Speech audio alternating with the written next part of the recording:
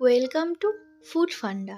আজ তৈরি করব আলু দিয়ে একটি মজাদার স্ন্যাক্স রেসিপি, পটেটো স্টিক। চলুন রেসিপিটি শুরু করা যাক। সবার প্রথমে আমি একটি আলু নিয়ে নিয়েছি আর নিয়েছি একটি গ্রেটার। এবার এই গ্রেটারের সাহায্যে আলুটিকে স্লাইস করে কেটে নেব।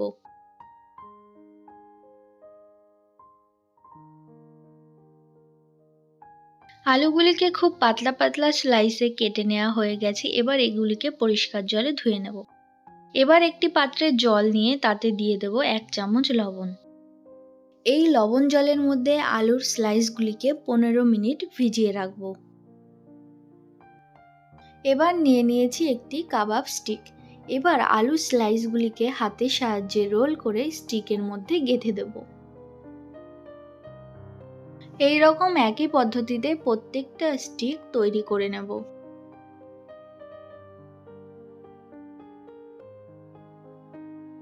এবার তৈরি করে নেব একটি ব্যাটার। তার জন্য এখানে একটি বাটিতে দিয়ে দিচ্ছি 2 চামচ কর্নফ্লাওয়ার, 1 চামচ লবণ, 1 চামচ গোলমরিচের গুঁড়ো, সামান্য লঙ্কার গুঁড়ো, দেব 1 কাপ জল। সমস্ত উপকরণগুলিকে ভালোভাবে মিশিয়ে একটি পাতলা ব্যাটার তৈরি করে নিতে হবে। এবার এই ব্যাটারের মধ্যে আলুর স্টিকগুলিকে একবার করে ডিপ করে নিতে হবে।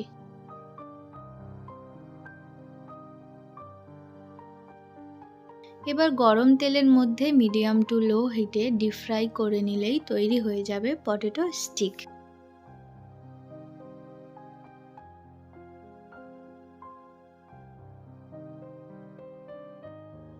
ভিডিওটি যদি ভালো লেগে থাকে তাহলে অবশ্যই একটি লাইক করবেন। আমার চ্যানেলে নতুন হয়ে থাকলে চ্যানেলটি সাবস্ক্রাইব করতে ভুলবেন না।